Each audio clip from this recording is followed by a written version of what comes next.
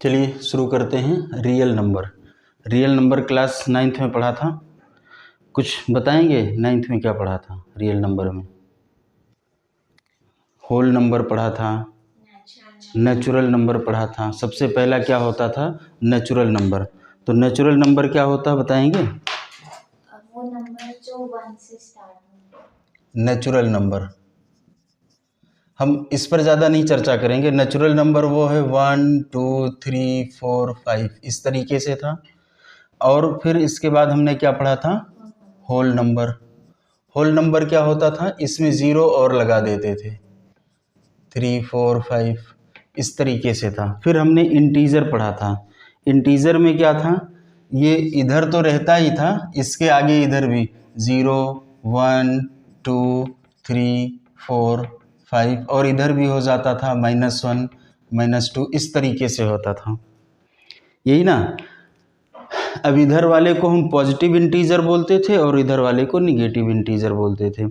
फिर हम लोगों ने फ्रैक्शन पढ़ा था। फ्रैक्शन को क्या कहते थे? रेशनल नंबर बोलते थे। इस तरीके से हम लोगों ने पढ़ा था। फिर एक प्राइम पढ़ा था। प्राइम नंबर वो क्या होता था? जो सिर्फ खुद से और 1 से डिवाइड हो जाए। प्राइम नंबर क्या होता है? जो खुद से और 1 से डिवाइड हो जाए, यही ना। तो अगर मैं देखूं 1 तो 1 तो खुद से भी डिवाइड हो रहा, 1 से भी डिवाइड हो रहा, तो क्या है? प्राइम नंबर है? नहीं, 1 प्राइम नंबर नहीं होता है। अब इसमें से 1 लिख दिया हमने, ये प्राइम नंबर नहीं है। 2 3 5 7 11 13 ये प्राइम नंबर है। तो ये है क्या? देखिए 1 नहीं है। अभी आपने डिफिनीशन बताया जो 1 से डिवाइड हो जाए और खुद से डिवाइड हो जाए, लेकिन 1 को छोड़ करके होता है। अगर मैं इसमें ये कहूँ तो 2 खुद से डिवाइड होगा और 1 से डिवाइड होगा, ये सभी। तो अगर ये देखा जाए तो इसका दो फैक्टर है, एक 1 है एक 2 है। इसका 1 और 3, इसका 1 और 5। तो जिसके एग्जैक्टली 2 फैक्टर होते हैं, सिर्फ 2 फैक्टर्स होते हैं, उनको हम प्राइम नंबर बोलते हैं। ठीक है, बाकी हम इस पर ज़्यादा चर्चा नहीं करेंगे। हम लोग जो है 10th की क्लास पे आएंगे, टाइम बहुत ज़्यादा नहीं बचा है। तो 9th वाला आप लोग जानते हैं। हम लोगों को पढ़ना है यूक्लिड्स डिवीज़न लेमा। ठीक है, इसमें है एक लिखा गया है, consider the following folk puzzles. A trader was moving along the road selling eggs. एक ट्रेडर था जो घूम रहा था अंडा बेचने के लिए। And idler who didn't have much work to do started the gate trader into wordy duel. This grew into fight. He pulled the basket with eggs and dashed in on the floor. मतलब उसके अंडे थे, वो गिर गए। और वो कह क्या रहे हैं, पूरा उसको नहीं पढ़ना है, हमको आगे आना है।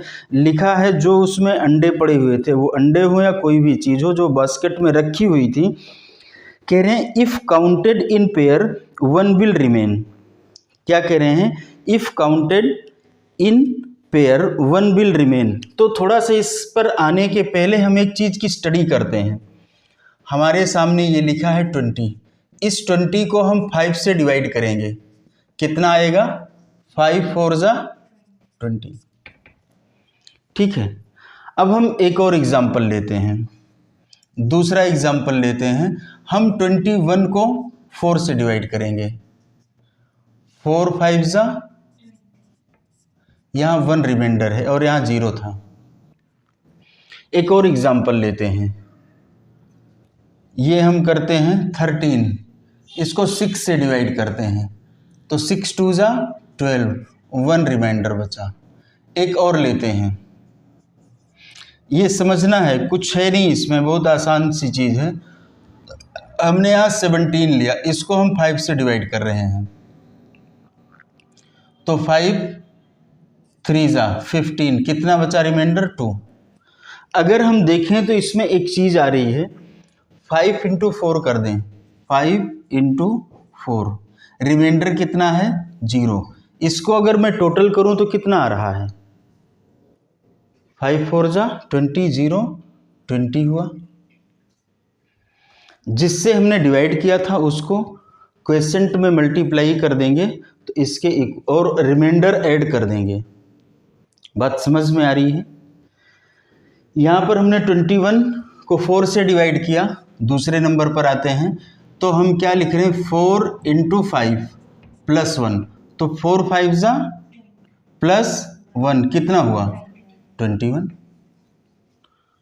अगर मैं इसमें बात करता हूं तो 6 × 2 + 1 कितना होगा, 6 2 जा 12 + 1 13।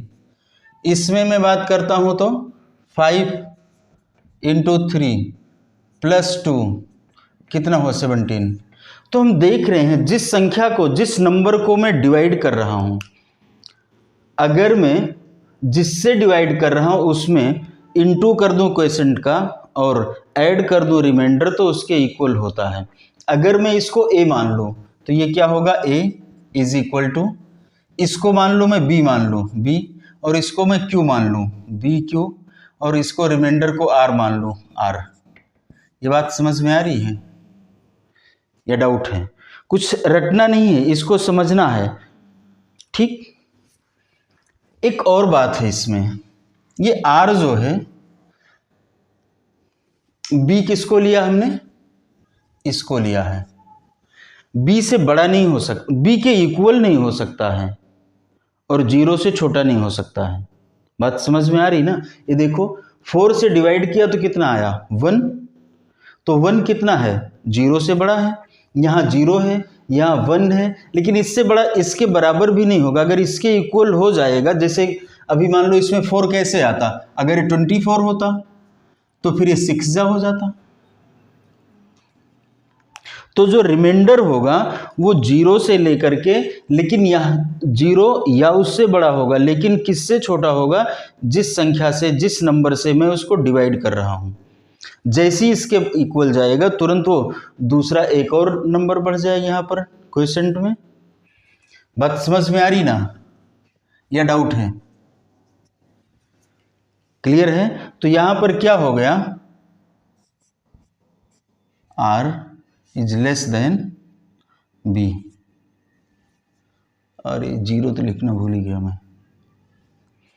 r जो है हमारा वो 0 की या तो इक्वल है या 0 से बड़ा है, लेकिन वो b से छोटा। b मतलब जिस संख्या से हम डिवाइड कर रहे हैं, हमको याद नहीं करना है, हम इसलिए फार्मूला लिख नहीं रहे, मतलब फार्मूला पहले नहीं लिख रहे, बाद में बता रहे हैं। तो उससे ये कन्फर्म होगा कि हमें समझ में क्या आया, जिससे हमने डिवाइड किया, जितनी बार गया, जितने टाइम्स उसमें गया, उससे मल्टीप्लाई करेंगे और प्लस रिमाइंडर कर देंगे, तो इस जिसको हम डिवाइड कर रहे हैं उसके इक्वल आ जाएगा। इसमें कोई डाउट है पूछ लो, है कोई डाउट नहीं ना? तो ये हमने जो लिख रखा है, अब हम बात करते हैं इसी फार्मूले, ये हमारा बन गया a = bq + r, ठीक है।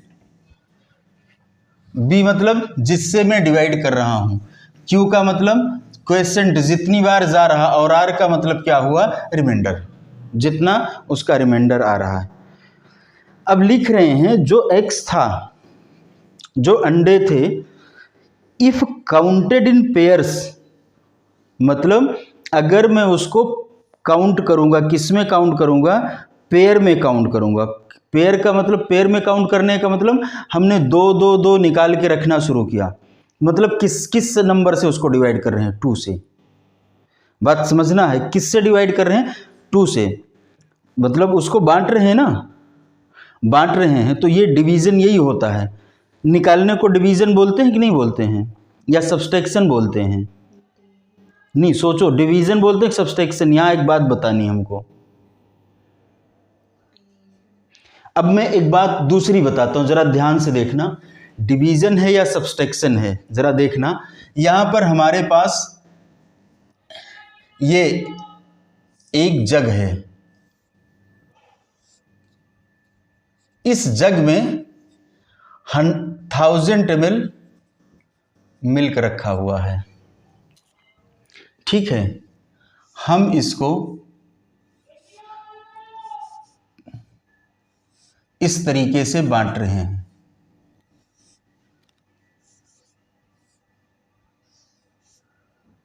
ठीक, इसमें हमने 300 ml भर दिया। अब ये क्या होगा, 1000 ml से, देखना 1000 ml से कितना कम हो जाएगी ये 300, अब कितना बचेगा 700 ml। अब इसके बाद हमने इसमें 200 ml भर दिया, ठीक, अब कितना बचेगा 500 ml। इसमें फिर हमने 250 ml भर दिया, अब ये कितना बचेगा 250, और इसको हमने 250 ml भर दिया। ये क्या है, हम इसमें से इसको सब्सट्रैक्ट कर रहे हैं। बात समझ में आ रही ना, लॉजिक समझना, समझ में नहीं आएगा तो पूछ लेना। ये इसी x पर ही, उसी के एग्जाम्पल पर हम दे रहे हैं। उसमें क्या कर रहे थे, हम निकाल रहे थे, मतलब ऐसे निकालेंगे ऐसे रखेंगे, ऐसे निकालेंगे ऐसे रखेंगे, यही तो करना है। अब जरा इसी के दूसरा एग्जाम्पल लेते, एक तो ये हो गया। अब हमने कहा नहीं ऐसे नहीं करना, हमको तो इस तरीके से करना है। कैसे, 250 ml बांटना है, 250 ml बांटना है, 250 ml बांटना, 250, इसमें से एक बार 250 निकाला, फिर 250 निकाला, फिर मतलब अगर मैं इक्वल डिस्ट्रीब्यूशन कर रहा हूं तो इक्वल सब्सट्रैक्शन कर रहा हूं, बार बार उतना ही निकाल रहा हूं। निकालने पर क्या होता, घट जाता, मतलब सब्सट्रैक्ट हो जाता है, तो इसे ही डिवीजन कहते हैं। क्या करेंगे, क्या करना हमको, 1000 डिवाइडेड बाई 250 कितना 4, मतलब वो कितने टुकड़े में बटा है, 4 जगहों पर बटा जा करके। किससे हमने डिवाइड किया है, 250 से डिवाइड किया। 250 ml बार बार हम उसमें भर रहे हैं, मतलब इतना उसमें से जब एक बार भरते सब्सट्रैक्ट होता है। तो जब मैं इक्वली सब्सट्रैक्ट करता हूं, इसी का नाम डिवीजन होता है। डिवीजन कुछ नहीं होता है, डिवीजन जब हम इक्वली सब्सट्रैक्शन करते हैं तो डिवीजन कहलाता है। सिर्फ उसका शॉर्टकट है। अब हमने कहा ऐसे 2.5 निकालते जाएंगे। अब मैं भी कहूँ 100 तो भी हमको 10 बार यहाँ बनाना पड़ेगा, और 100 से मैं एक बार डिवाइड कर दूंगा, पता चल जाएगा कि 10 गिलासों में बटेगा। क्लियर है बात ना, इसमें तो कोई डाउट नहीं। अब वही है, वहाँ से अब वो कह रहा है कि हम जो उसकी बास्केट में था, बास्केट में जो था उसमें से क्या करना है, वही ना, क्या हुआ 250 कितनी बार गया है 4 टाइम, और अगर मान लो उसी में 1100 ml होता तो 100 बच जाता, प्लस हम कह देते यहाँ पर 100 ml। लेकिन सभी बर्तन में बराबर बराबर बांटे गए, जो रिमाइंडर बचेगा उसी में रह जाएगा।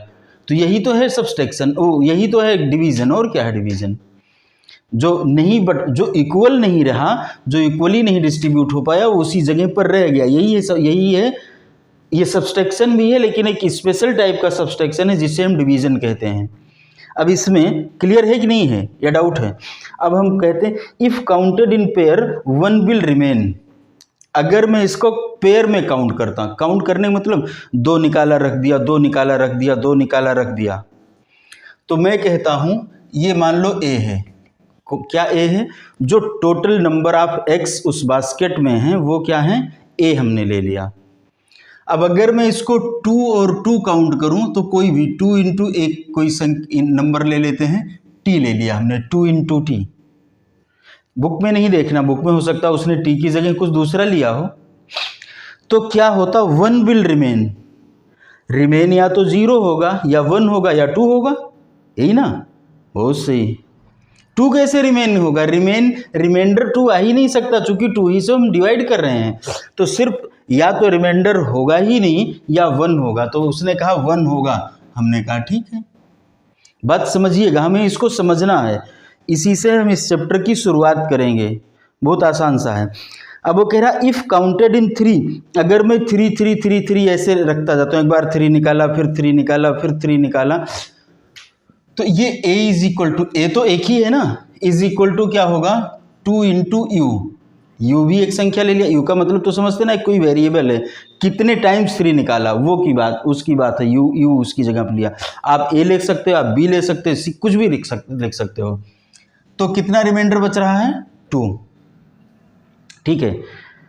इफ काउंटेड इन 4, अगर वो 4 में काउंट होता, अरे यहां गलत लिख दिया हमने, ये 3 होगा, तो बोला करो ना। अगर हमने 4 में काउंट किया तो मान लो 4 इंटू एस कर दिया, मतलब इतनी बार, तो कितना रिमाइंडर है उसका लिख रहा ना, विल रिमेन। रिमाइंडर वही तो है जो बचा है, जो बचा उसी को रिमाइंडर कहते हैं ना। अब फिर कहते हैं अगर ये 5 5 कर रहा है, 5 एक बार में 5 निकालता, तो 5 इंटू मैं ले लेता हूँ a प्लस 4 बच रहा है, यही तो है ना। अरे देखो भाई किताब में, इफ 6, अगर ये 6 है is equal to 6 into H ले लेते हैं, प्लस कितना बच रहा है 5। लेकिन अगर मैं 7 लेता हूं तो 7 इंटू बी मान लो है प्लस 0, ये आ रहा है। मतलब वो 7 से, वो नंबर ऐसा है जो 7 से डिविजिबल होगा, मतलब उसमें 7 का टेबल जाएगा, जब हम पढ़ना शुरू करेंगे तो जाएगा। और उसने बताया क्या है, ये भी एक बात ध्यान देने की, टोटल नंबर ऑफ एक्स जो है, my basket can not accommodate more than 150x। मतलब ये जो बास्केट बनी हुई है, इस बास्केट की जो क्षमता है वो नॉट मोर देन 150x, ठीक है। तो इसका मतलब है 150 से कम अंडे होंगे, क्लियर है। तो इसको इन्होंने हिट एंड ट्रायल बेसिस पर लगाया है, मतलब ऐसे करते गए और कहीं पर वो संख्या फिट हो गई है। इस तरीके से इसमें देखिए लिखा भी है, तो कहीं वैल्यू निकाली होगी इन्होंने, उसमें कुछ आ रहा है, कोई एक संख्या निकल करके 119 लिखा ना। Getting back our puzzle to do have any idea how you will solve as you must look the multiple of 7 which satisfy all condition. अब हमको क्या करना है, मल्टीपल ऑफ 7 देखना है जिसमें कि सभी कंडीशन हमारी सेटिस्फाई होती हैं। By trial and error using the concept of LCM you will find the 119x, ठीक है। तो इन्होंने जो है एक फंडा लगाया है, कुछ अपना निकाल करके 119 अंडे का बनाया है कि 119 आया है, ठीक है। हम कैसे करते हैं इसको, हम लोग इसी कॉन्सेप्ट को आगे पढ़ेंगे भी, ठीक। अब हम बात करते हैं, इसमें से आपके लिखा है 17 and 6 लिखा है ना। तो 17 and 6 का मतलब है 17 में अगर मैं 6 का डिवीज़न करूंगा तो कैसे जाएगा, ये हमने अभी पढ़ लिया है। कैसे जाएगा, 6 1 जा 6, 6 2 जा 12, 6 3 जा 18, तो 3 का टेबल जाएगा नहीं, तो 6 2 जा जाएगा। तो 17 इज इक्वल टू क्या हुआ, 6 इंटू 2 प्लस कितना रिमाइंडर था, 6 2 जा 12, 5 रिमाइंडर होगा, ये हो जाएगा। दूसरा क्या है बताइए, 5, 12। अब अगर मुझे 5 में 12 से डिवाइड करना है तो 0 टाइम जाएगा, तो मैं क्या कहूँगा 12 इंटू 0 प्लस रिमाइंडर कितना होगा 5। नहीं, हाँ नहीं क्या भाई, 12 5 में मैं 12 का डिवीजन लगाऊंगा, 12 0 जा 0, तो ये 0 हुआ, तो कितना रिमाइंडर आया 5 ना। हाँ, इसके बाद है 24, 20 और 4 ये दिया, 20 और 4, तो मैं क्या करूंगा 20 में 4 का टेबल पढ़ूंगा तो 4 5 जा और ये रिमाइंडर आया 0, बात खत्म है। इसको तो अभी हम लोगों ने कर लिया है, इसमें तो कोई ऐसी दिक्कत नहीं है। तो यहाँ पर जो हमारा कॉन्सेप्ट बन करके आ रहा है, देखिए इन्होंने लिखा theorem on Euclid's division lemma given positive integer A and B. यहाँ पर पॉजिटिव इंटीजर दिया गया, इंटीजर कौन सा है, पॉजिटिव, निगेटिव नहीं है, मतलब वो 0 से लेकर के आगे है, जिसको हम होल नंबर भी कह सकते हैं। बात समझ में आ रही ना, 0 से लेकर के 0 1 2 3 4 5 6 इस तरीके से है। तो given positive integer A and B there exist unique integer q and r। दो और इंटीजर हैं q और r। q का मतलब ये वाला संख्या कितनी बार डिवाइड हुआ है क्वोशेंट से, और r का मतलब है रिमाइंडर से, ये 5 से, या यहाँ पर 5 है, यहाँ पर 0 है। बात समझ में आ रही ना। तो ये आपकी एक थ्योरम बन गई। थ्योरम क्या बन गई, ये वाली बन गई, जहाँ पर r जो है 0 के इक्वल है या उससे बड़ा है, लेकिन ये b से छोटा है। ये इनइक्वलिटी का साइन आप लोग पहचानते हैं ना, r is equal to or greater than 0 but less than b। मतलब हम अभी मैथमेटिक्स वाली भाषा नहीं बोल रहे थे, इसलिए हम समझा रहे थे को लिखा क्या है। अगर क्लियर है तो हम आगे बढ़ते हैं, और अगर डाउट है तो आप सवाल पूछ सकते हैं। अब इन्होंने कहा Euclid's division algorithm is a technique of compute the highest common factor. ये क्या टेक्निक बता रहे हैं? Highest common factor. Highest common factor का मतलब जानते हैं कि नहीं जानते? पहले तो इस पर चर्चा है। जो फैक्टर दोनों में हो लेकिन सबसे बड़ा हो उसे हम हाईएस्ट कॉमन फैक्टर बोलते हैं। ठीक है, जैसे हमने यहां पर लिया 10 और यहां पर लिया 20, तो इन दोनों में फैक्टर का मतलब जानते हैं कि नहीं जानते हैं? 10 का फैक्टर क्या होगा? नहीं बोलिए ना, ऐसे नहीं बताना है, इसका आंसर बताना है। इसका फैक्टर 1 होगा, इसका फैक्टर 2 होगा, इसका फैक्टर 5 होगा और इसका फैक्टर 10 होगा, जिससे उसमें हम डिवीजन कर सकें।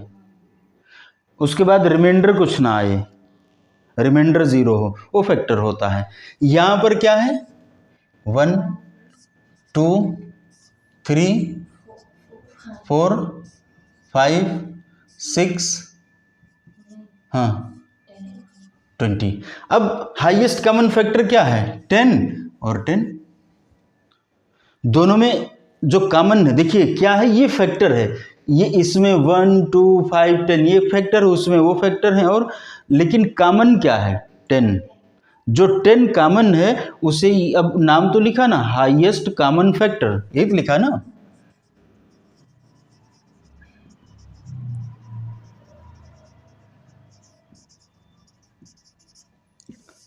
तो हाईएस्ट कॉमन फैक्टर वो हुआ जो इसमें कॉमन तो 2 भी है, 1 भी है, 5 भी है, हम उसको क्यों नहीं ले रहे हैं? क्योंकि उसने कॉमन फैक्टर नहीं बोला है, हाईएस्ट कॉमन फैक्टर बोला है। बात क्लियर हो रही कि नहीं हो रही है? अगर नहीं है तो पूछ लीजिए। अब इन्होंने अपना एक मेथड दिया है कि ऐसे निकालिए, और कुछ नहीं इसमें। हमने अभी इसको कैसे निकाला?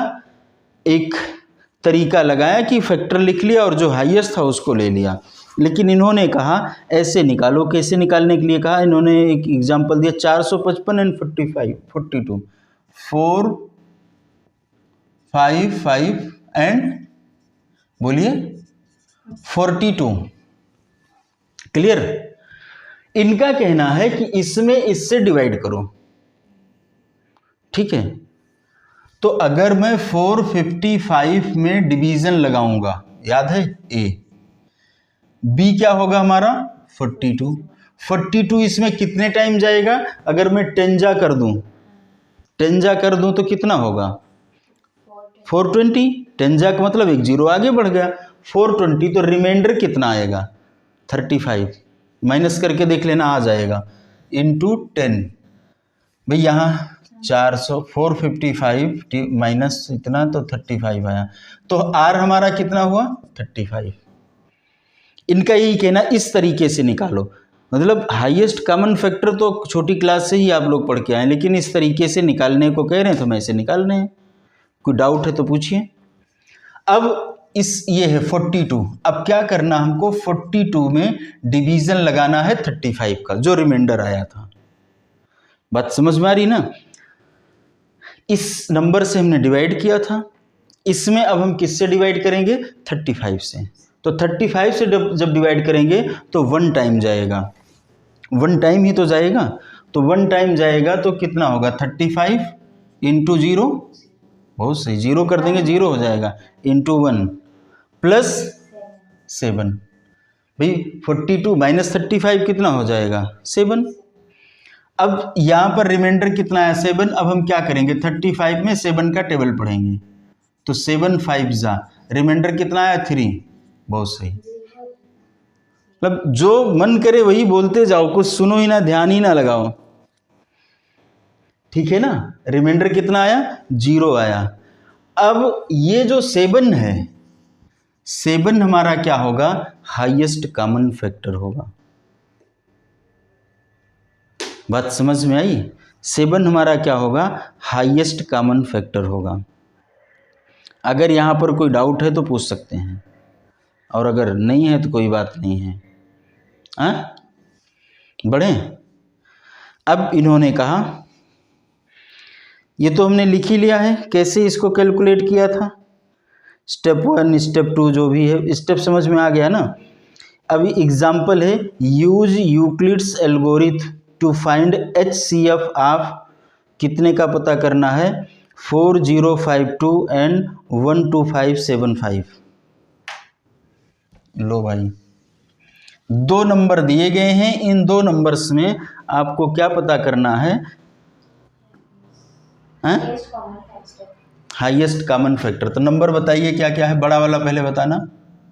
12576 76 इज इक्वल टू किससे, और छोटा वाला क्या है 405 4052। अब हम इसमें डिवीज़न लगाते हैं। अगर मैं 4 का टेबल इसमें 12 में पढ़ता हूँ, 2 टाइम पढ़ूँ तो 8 होगा, 3 टाइम पढ़ूँ तो 12 होगा। अब ज़रा 3 से हम इसको मल्टीप्लाई करके चेक कर लेते हैं। अगर 3 से मल्टीप्लाई करेंगे बड़ा हो गया तो 2 ले लेंगे। तो हमने कहा 4052 इंटू 3 2 जा 6, 3 5 जा, तो 5 लिख लूँ या 15 लिख दूँ, 12, ठीक है, इंटू 3 छोटा है ना। अब मैं कह सकता हूँ 12 5 7 6 1 2 1 5 6। इसमें से इसको माइनस किया, कितना है 0, इसमें 2, अब ये कितना बचा 4 प्लस 420, ठीक है। अब कैलकुलेशन पे ध्यान देना, अगर कैलकुलेशन हमारा गलत हो गया तो गलत हो जाएगा। अब इसमें हमको डिवीजन लगाना, इसमें किसका डिवीजन लगाना है, इसका लगाना है। तो हमने कहा 4052 इज इक्वल टू 420। अब कितने टाइम जाएगा ये आप पढ़ सकते हैं, पढ़ के बताइए। 10 टाइम तो जाएगा नहीं, ज़्यादा हो जा रहा, तो 9 टाइम जा सकता है। चेक करते हैं, 420 इंटू 9, 9 0 0, 9 2 जा 18, 9 4 जा, आ गया।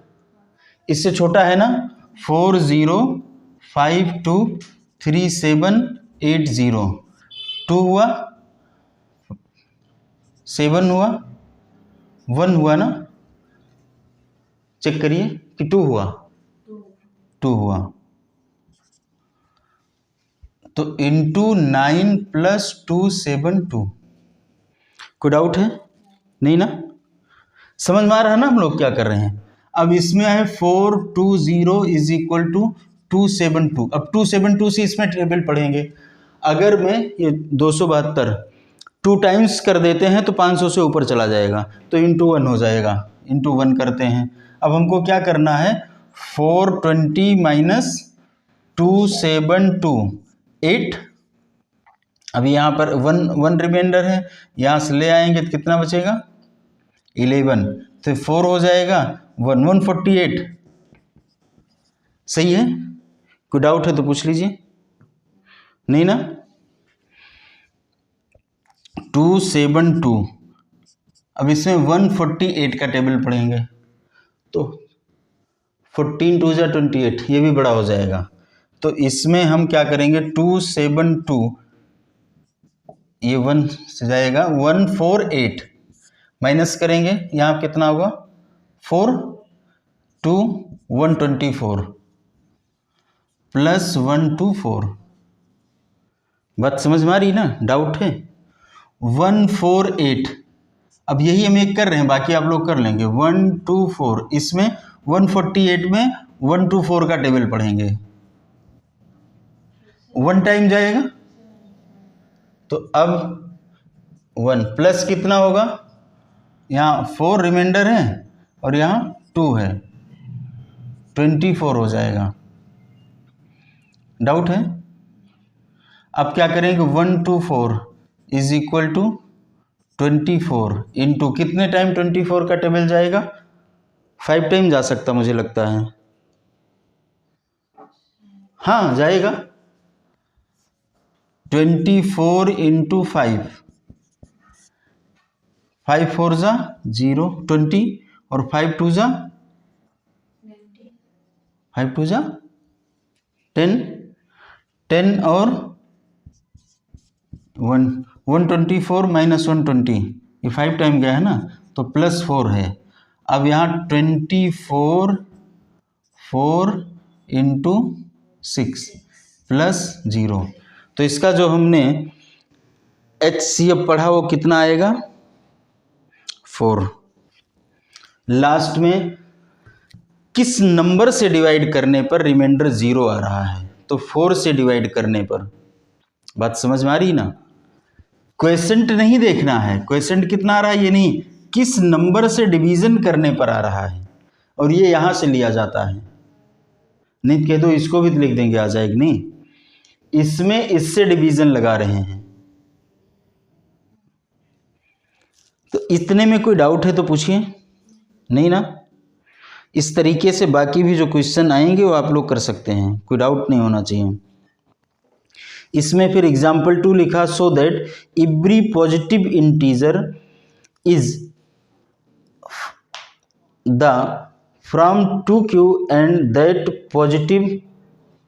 That every positive odd integer. अच्छा, इसमें इवन इंटीजर और ऑड इंटीजर की बात कह रहा है, is 2q + 1 where q is some integer. हाँ, तो अगर हम किसी भी इवन इंटीजर में 2 से डिवाइड करेंगे तो उसका रिमाइंडर क्या आएगा 1 आता है। ये तो आप लोगों ने पढ़ रखा ना भाई, एक इवन होता है एक ऑड होता है, ठीक है। तो इवन नंबर में जब हम 2 से डिवीजन लगाते हैं तो रिमाइंडर कितना होता है। इवन नंबर में अगर हम 2 से डिवीजन लगाते हैं तो रिमाइंडर कितना आता है 0 आता है। इवन नंबर क्या है 2 है 4 है, ठीक है। और जब हम ऑड नंबर में 2 से डिवीजन लगाते हैं तो रिमाइंडर कितना आता है 1 आता है। तो वहाँ पर अगर मैं 2q + 0 लिखूंगा तो इसका कोई सेंस नहीं, तो 2q रह जाएगा और वहाँ पर हमारा 2q + 1 आएगा। कहाँ पर, ये इवन की केस में आएगा, वहाँ और यहाँ नहीं, समझ में नहीं। और ये कहाँ है, ऑड की केस में है, ठीक है। ऑड की केस में क्या होगा, 2 इंटू जो भी हमारा वेरिएबल है +1, और इवन के केस में 2q, बस 2 से डिवीजन लगाएंगे तो 0 आ जाएगा। एक एग्जाम्पल है इसमें, हाँ, और एक और चीज़ लिखी, so that any positive odd integer of the form 4q + 1 4q + 3 where q is some integer. तो सही है भाई, 4q + 1 है, 4q + 3 है, ये हमें बताना है।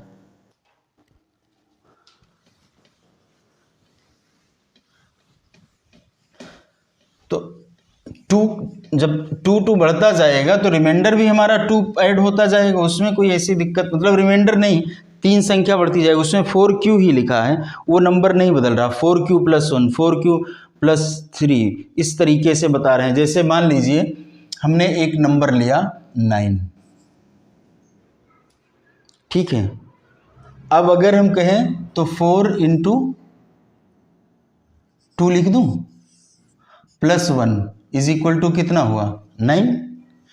q को यहाँ पर मैंने इसको 2 ले लिया, q ले लिया, तो 4 into q 4q + 1 is equal to 9। अब मैं कहता हूँ 11, तो वहाँ पर क्या हो जाएगा 4q का मतलब 4 इंटू 2, 11 के लिए 4 इंटू 2, q चूंकि यहाँ कांस्टेंट, अब q ही बार बार ले रहे हैं ना, q बदल थोड़े रहा है, तो 4 इंटू 2 प्लस कितना हो जाएगा 3।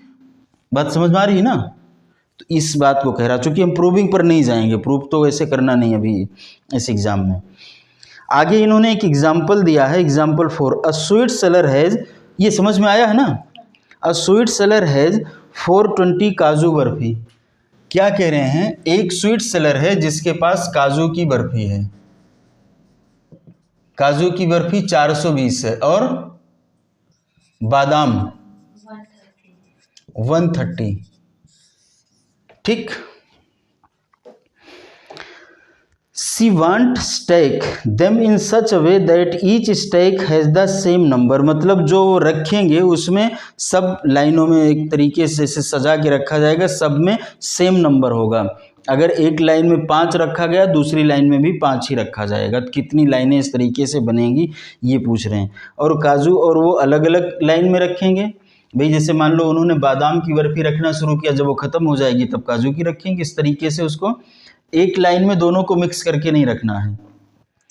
तो हम इस ऐसे क्वेश्चन में क्या करेंगे, उसका HCF निकाल लेंगे, हाईएस्ट कॉमन फैक्टर। तो क्या करना है, 420 इज इक्वल टू 130। 130 का टेबल कितने टाइम जाएगा इसमें, 3 टाइम है। 420 13 अगर इसमें 13 3 जा 1 390 3, इसको मल्टीप्लाई करके देखो ना, 13 का टेबल 3 में पढ़ो, 13 2 जा 26 3 जा 39, तो 390 हुआ। अब इसमें 0 12 माइनस 9 कितना हुआ, 3 प्लस 30। अब हमने कहा 130 इज इक्वल टू 30। अब 30 से डिवाइड करेंगे, कितने टाइम जाएगी इसमें, 4 टाइम। 4 टाइम जाएगा तो 120 हो जाएगा, तो रिमाइंडर कितना होगा, 10। अब लास्ट में जब हम आए तो हमने क्या किया, 30 को 10 से डिवाइड करना शुरू किया, तो 10 से जब डिवाइड करेंगे 3 टाइम जाएगा, रिमाइंडर 0 आ गया, तो हमारा HCF कितना होगा, 10। ठीक है, तो HCF हमारा 10 हो जाएगा। इसका मतलब ये हुआ कि 10 बनेगा, 10 स्टैक बनेगा इसमें, ठीक है ना, दोनों का मिला करके 10 स्टैक बनेगा और फिर उतनी स्टैक में सारा मटेरियल रख उठेगा। ठीक, तो अब आप लोग एक्सरसाइज कर लीजिएगा, अगर इसमें कुछ पूछना है तो पूछिएगा, बाकी लोग वीडियो वाले जो होंगे अपना कमेंट करके पूछ लेंगे। और